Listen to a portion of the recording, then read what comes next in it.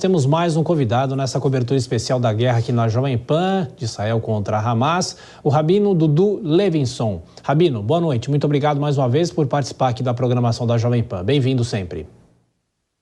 Boa noite, Thiago. Boa noite a todos. Obrigado pelo convite. Muito obrigado. Estamos vivendo um momento muito triste para o povo de Israel e acho que para toda a humanidade. Estou à disposição para responder qualquer pergunta ou se quiser que eu fale sobre o assunto. Eu queria perguntar para o senhor o seguinte, a gente vem falando, acompanhando as notícias dia a dia aqui da guerra em relação à possível incursão de Israel à faixa de Gaza. O senhor acha que isso pode efetivamente acontecer? De que forma a diplomacia deve tratar esse assunto a partir de agora? Porque é um terreno muito complicado, o próprio professor estava explicando aqui para a gente, um terreno muito difícil, são milhões de pessoas que moram nesse local e temos os reféns também, né?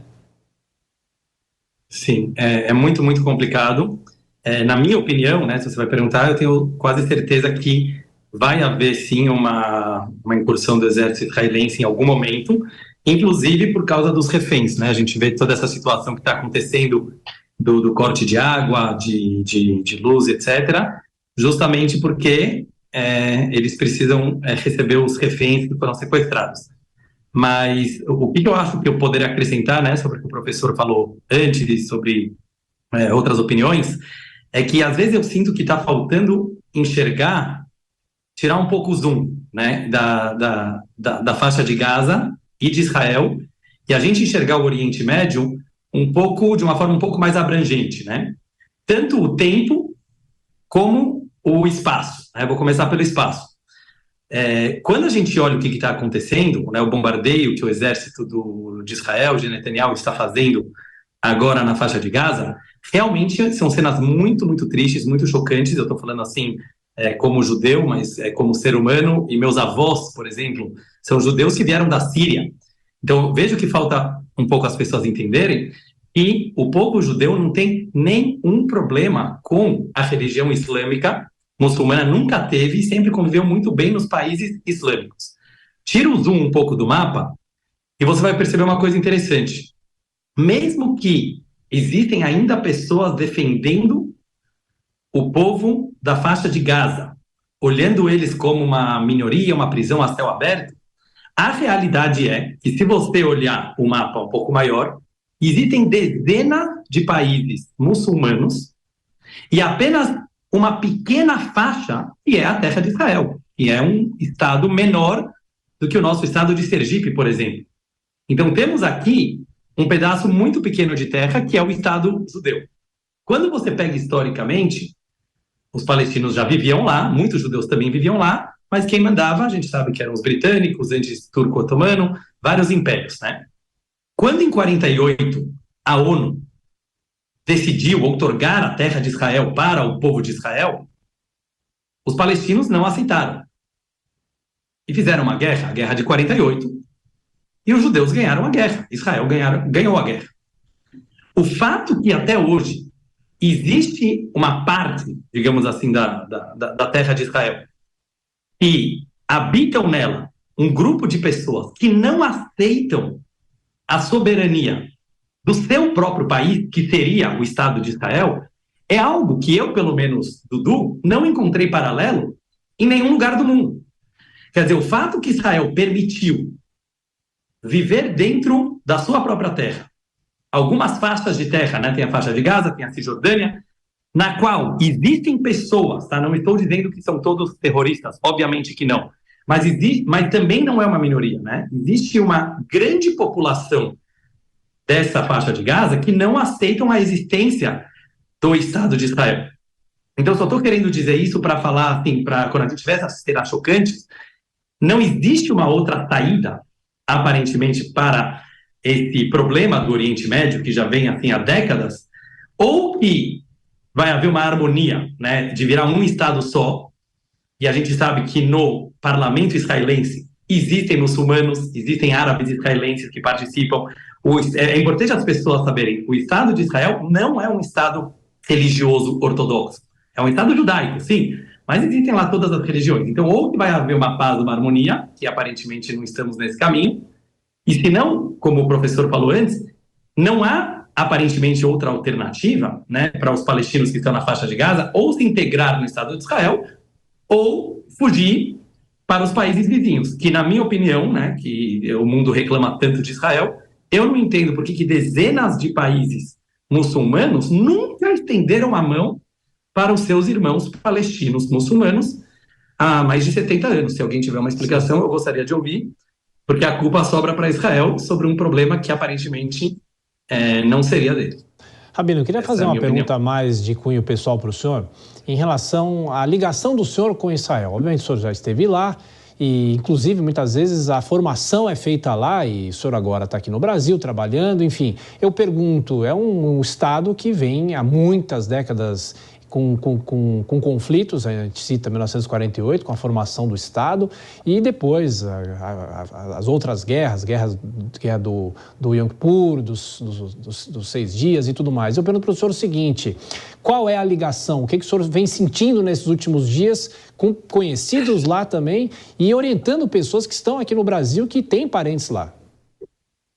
Eu vou falar, na verdade, o que eu falei até para a minha família, para os meus amigos. Eu estava até 3 semanas atrás morando em Israel. Eu morei por 6 meses agora em Tel Aviv. Estudei muitos anos da minha vida lá, me formei rabino lá. Então eu tenho uma ligação muito forte com Israel, né? E para deixar claro, eu não estava nem puxando assim a sardinha para o meu lado pelo fato de eu ser judeu, porque eu vejo que a convivência em Tel Aviv são de todas as nações, né? Você tem pessoas de todas as religiões, de todas as nacionalidades, e é isso que eu sempre achei assim, o mais bonito e impactante da diversidade que a gente tem em Israel. Por isso é tão triste ver essas cenas. E o sofrimento do povo palestino, dos civis de Israel, sim, são cenas que a gente nunca viu, talvez antes na história moderna, pelo menos, né? Decapitações, estupros em público.